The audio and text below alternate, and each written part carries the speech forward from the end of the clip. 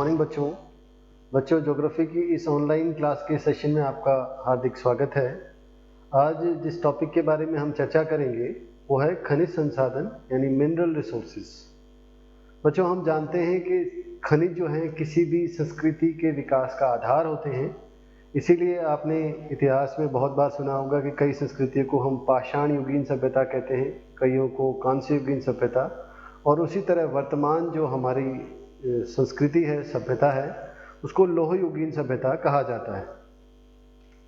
तो इस चैप्टर के अंतर्गत हम देखेंगे कि धरती पर कौन कौन से खनिज मिलते हैं और उनका क्या महत्व है, कहाँ उनका वितरण अधिक है, कहाँ कम है। ये हमारे इस चैप्टर पर पढ़ने का मूल आधार होगा। हम जानते हैं कि खनिज वो सभी भौतिक पदार्थ होते हैं जो हम खान खोद के निकालते हैं। इनमें जो हमारे खनिज हैं उनके विभिन्न प्रकार की भौतिक, रासायनिक या जैविक जो विशेषताएं होती हैं, जो कालांतर में, जो समय के साथ जियोलॉजिकली भूगर्भ में बनते हैं और विकास का आधार होते हैं। हम सभी जानते हैं कि आधुनिक अर्थव्यवस्थाएं विभिन्न प्रकार के खनिजों के लिए खनिजों के ऊपर निर्भर है अपने विकास के लिए। इसीलिए हमारी जो आज की विकास है वो संसाधन आधारित है, किसी न किसी खनिज पर, किसी न किसी विशेष प्रकार के मिनरल पर आधारित है। जिन देशों में किन्हीं संसाधनों की कमी होती है उनको आयात करना पड़ता है, जिसके कारण उसकी अर्थव्यवस्था पर एक नकारात्मक प्रभाव पड़ता है। वहीं जिन देशों में संसाधन अधिक हैं, मिनरल रिसोर्सेज अधिक मिलते हैं, वहाँ सभी जगह विकास की अपार संभावनाएं हैं। आप देख सकते हैं जिन देशों में वर्तमान में तेल काफ़ी अधिक मिलता है वहाँ विकास का अलग आधार है। जिन देशों में तेल आयात करना पड़ता है उनको विदेशी मुद्रा का व्यय करके बड़ी मात्रा में पैसे खर्च करके अपनी अर्थव्यवस्था से पैसे बाहर भेजकर विकास को चलाना पड़ता है। तो इस प्रकार संसाधन और मूल रूप से खनिज संसाधनों की उपलब्धता जो है वो विकास को दिशा देती है। खनिज जो संसाधन है, यदि हम उनकी बात करें तो खनिज संसाधन ऐसे संसाधन हैं जो नॉन रिन्यूएबल हैं, जिनको नवीकरण नहीं किया जा सकता। कुछ समय बाद ये ख़त्म हो जाएंगे। जिस गति से वर्तमान वर्तमान समाज इन संसाधनों को प्रयोग कर रहा है, खनिज संसाधन आने वाले भविष्य में ख़त्म होने के कगार पर हैं। इसीलिए आवश्यकता है कि इनका संरक्षण भी किया जाए।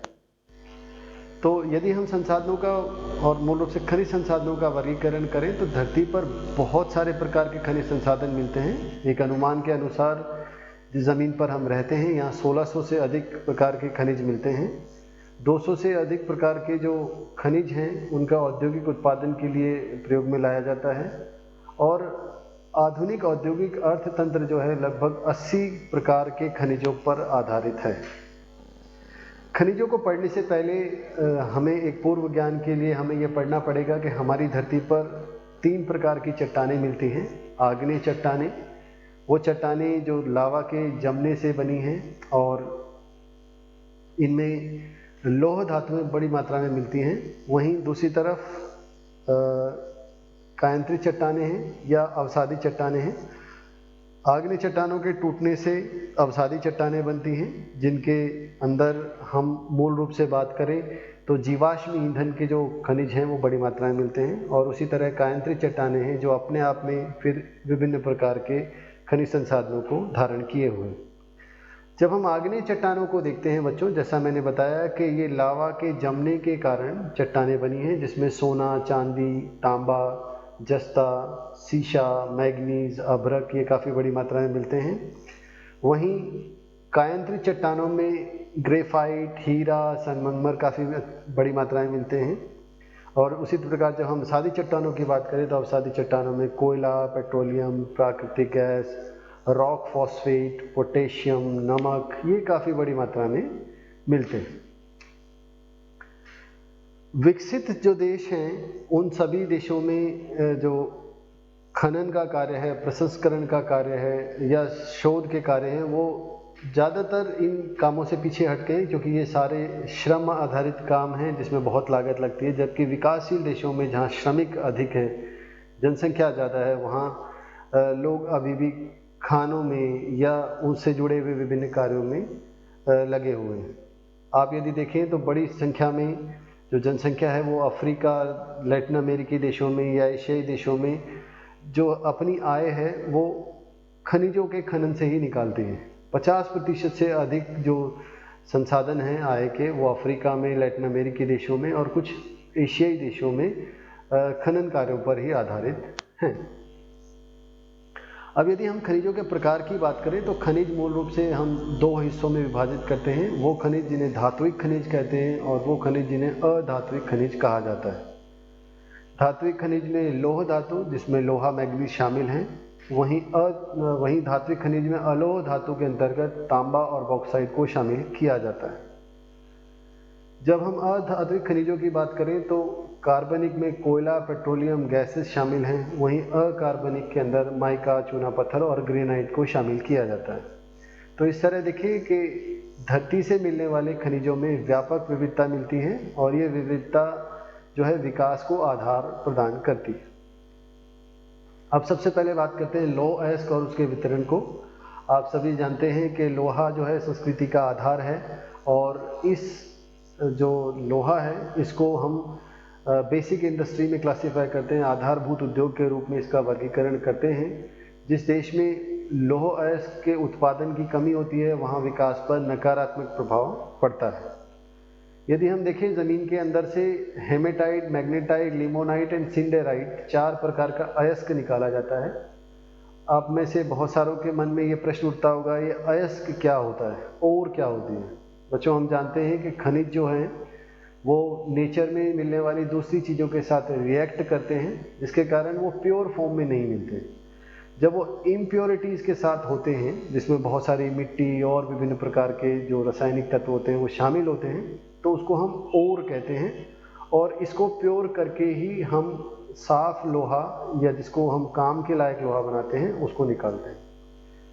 अब यदि इसे बात करें तो हेमेटाइट जो लोहा है, जो अयस्क है, उससे 68% तक लोहा होता है और लाल रंग का होता है। ये काफ़ी अच्छा माना जाता है। विश्व में प्रमुख उत्पादकों में हम ऑस्ट्रेलिया, ब्राज़ील, चीन, भारत की बात कर सकते हैं। ये देश ऐसे हैं जो व्यापार के लिए और खुद की कंजम्पशन दोनों के लिए ही लोहे का उत्पादन करते हैं। लोहे का जो रॉ लोहा है, जो आयरन ओर है, उसको विदेशों में बेचते हैं जिससे विदेशी मुद्रा का अर्जन करते हैं। यदि हम देखें तो बहुत सारे बंदरगाह ऐसे हैं, जैसे भारत की यदि बात करें तो मर्म गोवा ऐसा है, या इधर हम बात करें तो जो पारादीप बंदरगाह है या विशाखापत्तनम है, ये लोहे के निर्यात के लिए भी जाने जाते हैं।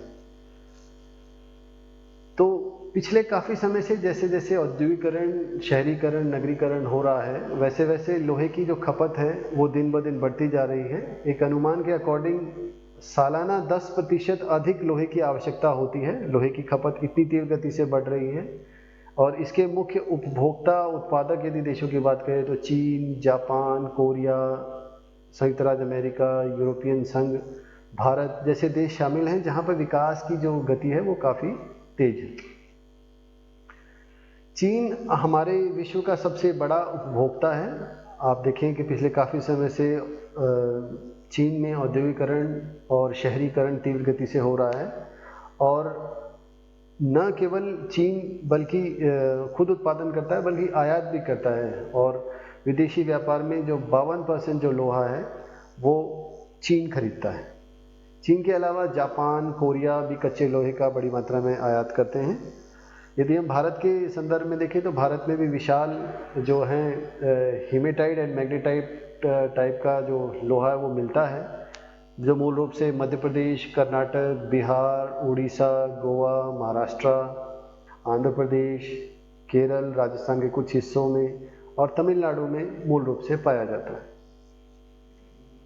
अब यदि हम वैश्विक स्तर पे इसके वितरण को देखें तो आप देखें कि अमेरिका के बहुत सारे क्षेत्र, लैटिन अमेरिका में, अफ्रीका में, यूरोप के बहुत सारे क्षेत्र, इसी तरह ऑस्ट्रेलिया, लगभग सभी जगह आयरन ओर का डिस्ट्रीब्यूशन जो है स्प्रेड है।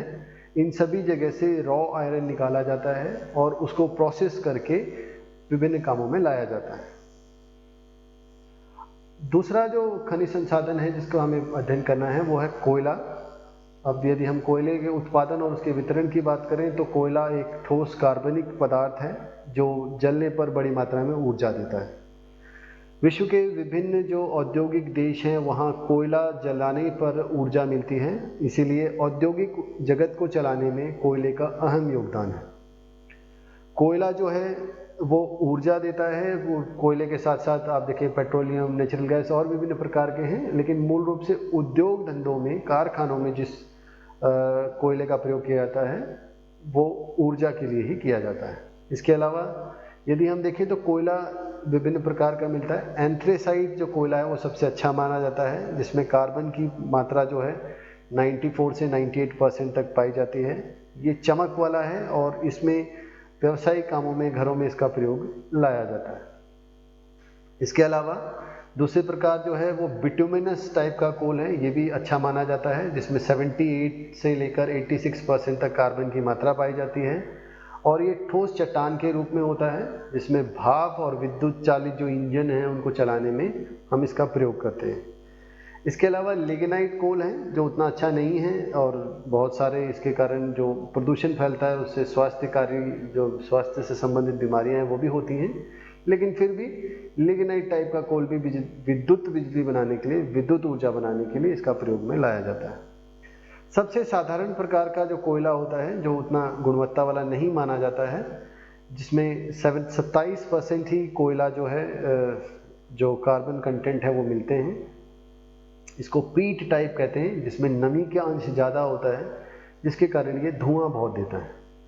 यदि हम विश्व में कोयले के प्रमुख उत्पादक देखें तो जिसमें चीन, भारत, ऑस्ट्रेलिया, अमेरिका, रूस आदि देश शामिल हैं। तो ये आपके सामने क्षेत्रीय वितरण है कोयले का। तो कोयला मूल रूप से ऑस्ट्रेलिया आप देखें ये तो पूर्वी तट और पश्चिमी तट दोनों पर, इसके अलावा भारत में छोटा नागपुर का पठार का क्षेत्र, इसी तरह चीन का एरिया, अमेरिका में बहुत सारे क्षेत्र, यूरोप में बहुत सारे क्षेत्र। तो इसका वितरण भी लगभग संपूर्ण धरती पर फैला हुआ है और बहुत सारी जगह अच्छी दर्जे का कोयला मिलता है, जिसका विदेशी व्यापार में भी एक अहम योगदान है। कोयले के बाद जो शहरों को चलाने या परिवहन के साधनों को चलाने में जिस साधन का हम प्रयोग करते हैं, जिस खनिज का हम प्रयोग करते हैं, उसको हम पेट्रोलियम कहते हैं। जैसे जैसे जनसंख्या बढ़ रही है, जैसे जैसे नगरीकरण हो रहा है, वैसे वैसे तेल की मांग बहुत बढ़ रही है और तेल की मांग बहुत बढ़ने के कारण, उसकी सप्लाई कम होने के कारण कीमतें भी बहुत अधिक हैं। पृथ्वी में खनिज तेल जो है, कोयला जो है और जो प्राकृतिक गैस है, उसके निर्माण की बहुत जटिल प्रक्रिया है, बहुत लंबा समय लगता है। इस फॉसिलिफिकेशन के प्रोसेस से जो वनस्पति है वो ऐसे तत्वों में परिवर्तित हो जाती है जो जलने पे ऊर्जा देते हैं और इनमें लंबा समय लगता है, तो इसलिए इनका उत्पादन भी कम है और आने वाले समय में इनकी कमी होने की भी संभावना है। आप देखिए प्राकृतिक गैस, कोयला, खनिज तेल तीनों में गहरा संबंध होता है। जहाँ कोयला मिलता है वहीं खनिज तेल और प्राकृतिक गैस मिलने की भी संभावनाएं होती हैं।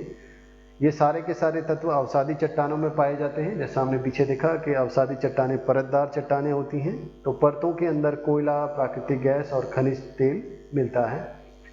जो विश्व में मूल रूप से Saudi Arabia, Iran, Iraq, Qatar, Bahrain के देश शामिल हैं, जो मूल रूप से मध्य पूर्व के देश हैं, जहाँ पर बड़ी मात्रा में जमीन के नीचे तेल, कोयला और प्राकृतिक गैस मिलती है।